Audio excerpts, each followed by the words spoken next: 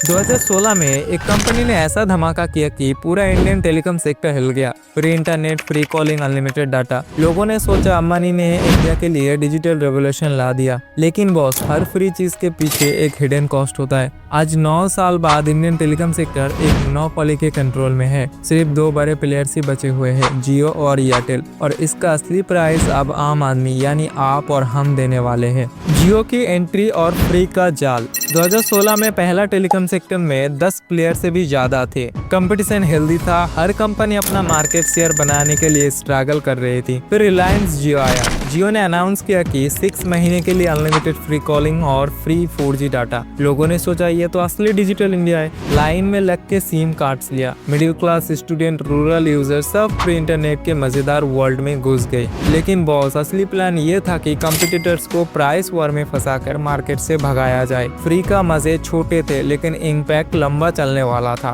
पैसा और पावर का असली खेल। रिलायंस एक पेट्रो डॉलर जाइंट था, तेल और गैस से पैसा कमा रहा था। टेलीकॉम में एंट्री के एक साइड बिजनेस में लगी रही थी, लेकिन स्ट्रेटेजी सिंपल थी। डीप पॉकेट्स यूज करके कंपटीटर्स को मार दो। जियो ने शुरू में हजारों करोड़ों का लॉस उठाया, लेकिन उनके लिए एक लॉस नहीं था, एक इन्वेस्टमेंट था। दूसरी कंपनी के लिए लॉसेस सस्टेन करना इम्पॉसिबल था। एयरटेल और वोडाफोन के ARPU 200 से गिर के 80 रुपए में आ गया। एयरसेल बैंकक्रप्ट हो गया। टाटा डोकोमो टेलीकॉम बिजनेस को बंद कर दिया। रिलायंस कम्युनिकेशन कोलैप्स हो गया।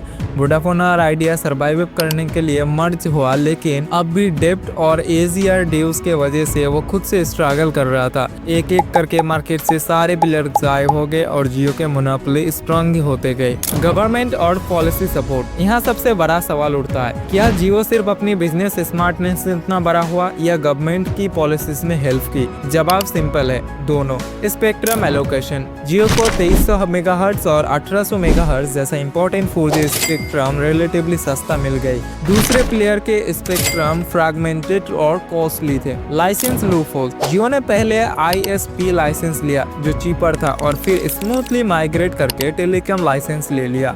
IUC charges. जब जियो नया था, उसके कस्टमर ज्यादा कॉल करते थे एयरटेल वोडाफोन के नेटवर्क्स पर। नॉर्मली जियो को करोड़ों IUC चार्जेस देना पड़ता था, लेकिन TRAI ने ये IUC चार्जेस ग्रेजुअली 0 कर दिया। सबसे बड़ा फायदा जियो को मिला।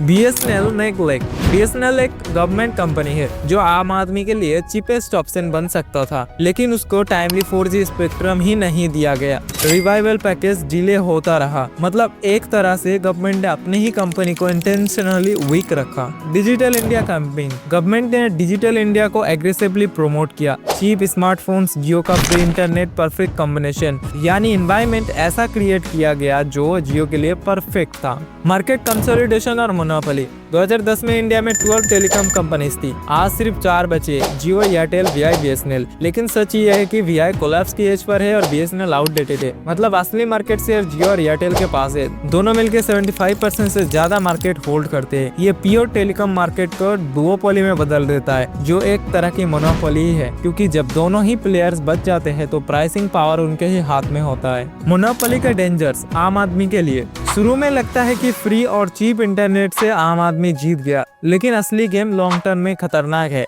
अगर कल जियो और एयरटेल दोनों मिलकर डिसाइड करते हैं कि मिनिमम रिचार्ज 300 होगा, तो आपके पास कोई ऑप्शन ही नहीं बचेगा। आज जो 200 में 1.5 GB डेटा पर डे मिलता है, वो कल 500 भी हो सकता है, क्योंकि मार्केट में और कोई कॉम्पिटिटर है बचा ही नहीं जो प्राइसेस को नीचे रखे। मोनोपोली का मतलब कंज्यूमर के पास चॉइसेस कम है। जियो का डिजिटल एम्पायर। रिलायंस सिर्फ टेलीकॉम पर ही नहीं रुका, आज जियो के पास इकोसिस्टम में सब कुछ है। जियो सिनेमा, जियो मार्ट, जियो हॉटस्टार, जियो फाइबर, जियो 7। मतलब आप जितना डिजिटल होते जा रहे हो, उतना रिलायंस के इकोसिस्टम में फंस जा रहे हो। कल को अगर जियो डिसाइड करते हैं कि IPL देखना है तो रिचार्ज 1000 रुपया करना होगा, तो लोग मजबूर होकर करेंगे, क्योंकि मोनोपोली का असली पावर वही है। लोगों के पास ऑल्टरनेटिव ही नहीं बचता।